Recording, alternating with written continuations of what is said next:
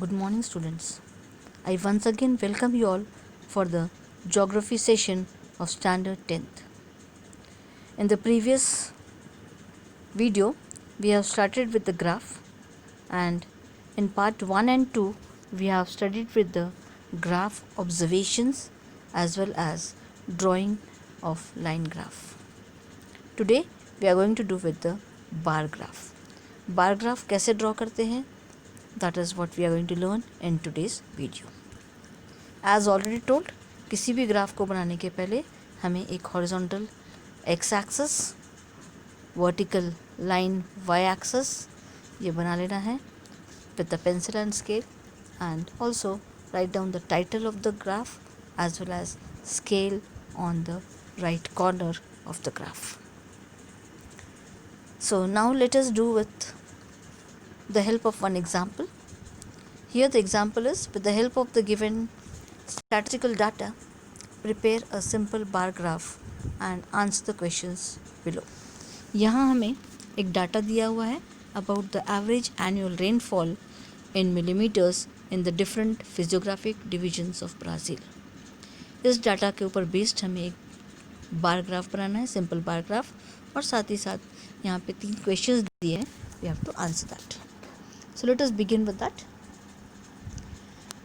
To draw the bar graph, सबसे पहले तो हमें एक्स एक्सिस वाई एक्सिस बना लेना है, लेबलिंग्स दे देने का है. एक्स एक्सिस पे फर्स्ट कॉलम हम बनाते हैं. यहाँ पे फर्स्ट कॉलम में यहाँ फिजियोग्राफिक डिविजन्स दिए हैं ब्राज़ील के, so will mark those. Amazon basin, then Paraguay Parana basin, Brazilian highlands and the coastal areas. One thing is to be noted here that जो एक एक हमने रीजन्स मार्क के यहाँ पे फिजियोग्राफिक डिविजन्स, उसको हमने 1 सेंटीमीटर के डिफरेंस पे, डिस्टेंस पे लिए हैं.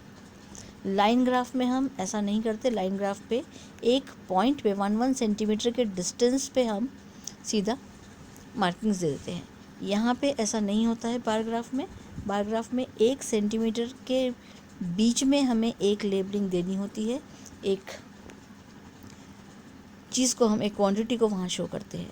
So this is between 1 centimetre. उसके बाद में फिर हम 1 सेंटीमीटर का गैप दे रहे हैं और फिर दूसरे रीजन को मार्किंग कर रहे हैं. इस प्रकार से ये एक्स एक्सिस की मार्किंग्स में थोड़ा सा चेंज है as compare to the line graph. Y axis same type से हम ड्रॉ करेंगे जैसे हमने लाइन ग्राफ में ड्रॉ किए थे, after choosing a proper scale. Highest value यहाँ पे 2000 दी हुई है, तो 2000 को हमने 10 से डिवाइड किया, it comes 200, and so we have chosen that 1 centimeter is equal to 200 millimeters. 1 centimeter on y-axis is equal to 200 millimeters. अब ये हमने मार्किंग किए y-axis पे 200 millimeters, then 400, 600, 800, so on till 2000. After making the complete markings on the x and y-axis, we'll be drawing the bars. Scale आपको right corner में लिख लेना है कि वाई एक्सिस पे 1 सेंटीमीटर को हमने 200 मिलीमीटर्स का दिए हैं, 200 millimeters of average annual rainfall. Also write down the heading at the top that this graph shows Brazil's average annual rainfall. So now let's begin with drawing the bars. Bar बनाने के लिए जो एक एक हमारा फिजियोग्राफिक डिवीजन है उस पर हमें rectangles, straight bars बनाने हैं. Here we are given that the average annual rainfall in Amazon basin is 2000 millimeters. तो ये बार की जो हाइट होगी वो 2000 millimeters तक की होगी, depending on whatever is the number given. यहाँ पे 2000 दिया था इसलिए हमने इसकी हाइट 2000 millimeters तक बनाई. Similarly, for the next physiographic division, that is Paraguay Parana basin, the average annual rainfall is 1500 millimeters. तो इसकी बार की हाइट 1500 millimeters तक जाएगी. ब्राज़ीलियन हाईलैंड्स, यहाँ पे रेनफॉल सिर्फ 600 millimeters है, तो इस बार की हाइट 600 millimeters तक हमने बनाए. And same way for the coastal regions और coastal areas, the average annual rainfall is 1200 millimeters. इस प्रकार से हमें ये ग्राफ के बार्स बनाने हैं एट द इक्वल डिस्टेंसेस. यहाँ पे ध्यान रखेंगे कि हर एक बार के बीच का जो डिस्टेंस होगा वो इक्वल होगा। यहाँ हमने 1 सेंटीमीटर के गैप में एक एक बार को ड्रॉ किए हैं। Next will answer the questions which are asked here. The first question is what is the maximum average annual rainfall in Amazon basin? So maximum average annual rainfall in Amazon basin is 2000 millimeters. Amazon basin ऐसा reason है जहाँ पे सबसे ज़्यादा rainfall हो रही है। Then x access क्या रिप्रेजेंट कर रहा है, that is the second question. तो एक्स एक्सेस पे ब्राज़ील के फिजियोग्राफिक डिवीजन शो किए हुए हैं, that's the answer. And third question is comment upon the average annual rainfall in Brazilian highlands. तो अगर हम यहाँ पे बाकी फिजियोग्राफिक डिवीजन से ब्राज़ीलियन हाईलैंड्स को अगर कंपेयर करते हैं तो हम यहाँ देखेंगे दैट ब्राज़ीलियन हाईलैंड्स में एवरेज एनुअल रेनफॉल जो है वो कंपेरेटिवली बाकी डिवीजन से लो है। So your statement would be the average annual rainfall in Brazilian highlands is comparatively low and it is about 600 millimeters here. So that's all about the simple bar graph. Next type of graph is joint bar graph. Joint bar graph के लिए यहाँ पे हमें एक data दिया हुआ है about the average life expectancy in India and Brazil. तो इस डाटा को यूज़ करके हम एक joint bar graph बनाएंगे। Again ग्राफ बनाने के बाद हमें 3 क्वेश्चंस के आंसर देने हैं। So let's see how we draw the joint bar graph. इसमें भी हमें बार्स वैसे ही बनाने हैं जैसे हम सिंपल बार ग्राफ में बनाते हैं, but the major difference here is, यहाँ पे एक बड़ा डिफरेंस ये देखने को मिलेगा आपको कि यहाँ पर 2 कंट्रीज़ का डाटा दिया हुआ था, 3 कॉलम्स हैं हमारे टेबल में, और इसलिए हम जो सेकेंड और थर्ड कॉलम का डाटा है उसको इन बार्स के द्वारा यहाँ पर शो करेंगे। तो एक्स एक्सेस की मार्किंग में थोड़ा सा चेंज होगा। इफ़ यू सी हियर, यहाँ पर हमने एक एक ईयर के लिए 2 सेंटीमीटर का डिस्टेंस यूज़ किए हुए हैं, दिस 2 सेंटीमीटर्स ऑफ डिस्टेंस। इसके 2 सेंटीमीटर में से 1 सेंटीमीटर हमने एक कंट्री का डाटा मार्क किए हैं और दूसरे सेंटीमीटर पे दूसरे कंट्री का डाटा मार्क किया है। बार उसी टाइप के रहेंगे, सिर्फ यहाँ पे डिफरेंस ये रहेगा कि ये जो बार्स एक कंट्री के हैं दूसरे कंट्रीज़ के हैं, एक पर्टिकुलर ईयर के लिए हैं, वो दोनों उसके आजू बाजू बनेंगे and they will have one common line. ये दोनों एक कॉमन लाइन से जॉइन होंगे, इसलिए इस ग्राफ को जॉइंट बार ग्राफ कहा जाता है। So here in 1990 average life expectancy of India is about 58 years. तो हमने यहाँ पर ये बार 58 ईयर्स तक की हाइट का बनाए हैं, और ब्राज़ील की जो एवरेज लाइफ एक्सपेक्टेंसी है 1990 में दैट इज़ 65 ईयर्स। तो इस बार को हमने 65 ईयर्स तक एक्सटेंड किए हैं, और ये दोनों बार एक दूसरे से जॉइंट है। Same way we have life expectancy of India in the year 2000 as 63 years. तो 63 पे हमने ये मार्किंग किए, फिर एज ब्राज़ील की जो है वो 70 ईयर्स की है। सो इस प्रकार से यहाँ पे हमने 2 बार बनाए हैं और उसको जॉइन कर दिए हैं, and this is how we do it for the joint bar graph. Same way 2010 में ब्राज़ील की लाइफ एक्सपेक्टेंसी जो है that has increased up to 72 years, whereas India की जो है वो 68 ईयर्स की है। If we come to the year 2016 में इंडिया की लाइफ एक्सपेक्टेंसी जो है that has come to 68 years, whereas Brazil की 75 years. So we have marked the bars and made it here. बाकी स्केल इसकी हेडिंग, इसका वाई एक्सेस सेम रहेगा जैसे हम बाकी ग्राफ्स में बनाते हैं। One more additional thing what you have to do here is, 2 countries का जो हमने डाटा यहाँ पे मार्क किए, उन दोनों कंट्रीज़ के जो बार्स बनाए हैं उसको हमें अलग अलग शेडिंग्स देनी है। If you see here, India के लिए हमने डॉटेड शेडिंग दी हुई है, whereas for the Brazil we have shown और given a shading of slanting line. Slanting line से बार ग्राफ के ब्राज़ील के बार्स को हमने शेड किया हुआ है और इंडिया को डॉट से। और इस चीज़ को हमें इंडेक्स में यहाँ पर ऊपर स्केल के नीचे लिखना है। इफ़ यू सी हियर, यहाँ पे हमें 2 स्क्वायर बनाने हैं। उसमें इंडिया के लिए हमने डॉट्स यूज़ किए तो डॉट बनाएंगे उस स्क्वायर में और इंडिया की लेबलिंग देंगे।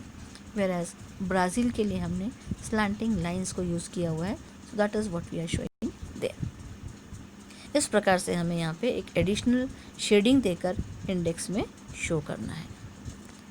Then we'll have to answer the questions which are given along with this graph. Questions हमको जो दिए थे उसमें फर्स्ट क्वेश्चन है कि average life expectancy of India in the year 2010. So that is 67 years, as you can see clearly from the graph as well as from the table. Second question यहाँ पर हमें दिया हुआ है about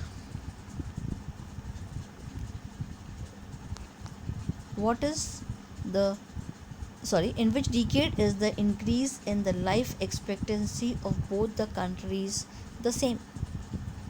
तो यहाँ पर हम कहेंगे कि अगर इंडिया और ब्राज़ील दोनों ही कंट्रीज़ में 1990 से 2000 तक जो डिफरेंस है लाइफ एक्सपेक्टेंसी जो इंक्रीज़ हुई है that is about 5 years. India में 63 हुई है 58 से और ब्राज़ील में 65 से 70 हुई है। तो ये दोनों भी कंट्रीज़ में 1990 से 2000 का जो डिकेड था and that the average life expectancy दोनों की सेम से इंक्रीज़ हुई है, that is from 1990 to 2000. The third question is about what is the conclusion you draw from the after reading the graph. Graph को observe करने के बाद read करने के बाद हमें ये समझ में आ रहा है कि average life expectancy of both India and Brazil is increasing right from 1990 to 2016. Of course, average life expectancy of India is less than Brazil, but if we see that increase in average life expectancy is same 10 years for both the countries from 1990 to 2016. So that's all about this joint bar graph. Let's do with some of the important points here. This graph question is asked for 6 marks. Question number 6 जो है हमारा ये graph का होता है 6A और 6B. Question number 6A में हमें ग्राफ को ड्रॉ करके साथ साथ 3 क्वेश्चन के आंसर्स देने होते हैं. Whereas in question number 6B we are only given a graph or a figure and we have to only give the answers of 6 questions. We do not have to draw any graph in that 6B question. So of course 6B question would be a better option in all the cases. Still, you have the option, your choice. You can either choose 6A or 6B. So here we have studied 2 types of graph and graph observations. जो graph observation होगा वो graph को देखकर हम questions के answer देंगे. Draw करना है जो ग्राफ वो 2 टाइप से ड्रॉ करेंगे. इधर it would be a line graph और अ बार ग्राफ. जनरली इसमें सिंपल लाइन ग्राफ या सिंपल बार ग्राफ ही पूछा जाता है. So that is what was taken here. Multiple line जो दूसरा टाइप का लाइन ग्राफ है वो है मल्टीपल लाइन ग्राफ और पॉलीलाइन ग्राफ. यहाँ पे एक पिक है मेरे पास में पॉलीलाइन ग्राफ के लिए. यहाँ पे क्या डिफरेंस है कि सिंपल लाइन ग्राफ में हम एक ही लाइन से पूरा ग्राफ में शो किया हुआ था डाटा, एक डाटा होता है. वेराज पॉलीलाइन ग्राफ में एक से ज़्यादा क्वांटिटीज़ का डाटा या एक से ज़्यादा प्लेसेस का डाटा यहाँ पे शो किया हुआ होता है. तो 2 या 3 लाइन होगी, एक से ज़्यादा लाइन्स होंगी और इसलिए हम इसे पॉलीलाइन ग्राफ बोलते हैं.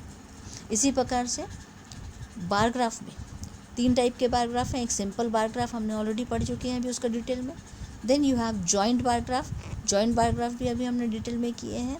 You have another pic you can see here and page number 52 and page number 61 जो है आपके टेक्स्ट बुक पे, वहाँ पर भी इस प्रकार के जॉइंट बार ग्राफ्स दिए हुए हैं. You can refer that and do it for practice. Same way compound bar graph. Compound bar graph का एक पिक्चर यहाँ पे आपको दिया हुआ है. इसमें हम क्या करते हैं, जॉइंट बार ग्राफ में जो बार्स बनते हैं हमारे वो एक दूसरे से टचिंग में just next to each other बनते हैं, whereas in compound bar graph जो डाटा होता है वो एक के ऊपर एक हम एक ही बार पे बनाते हैं। परसेंटेज वाले क्वांटिटीज़ में हम जनरली इस टाइप का कंपाउंड बार ग्राफ यूज़ करते हैं। And of course we have one such type of graph for graph observation shown in your text book on page number 60, question number 4, that we have done in the graph observation also in the first video. So that's all for today. Thank you. Have a nice day.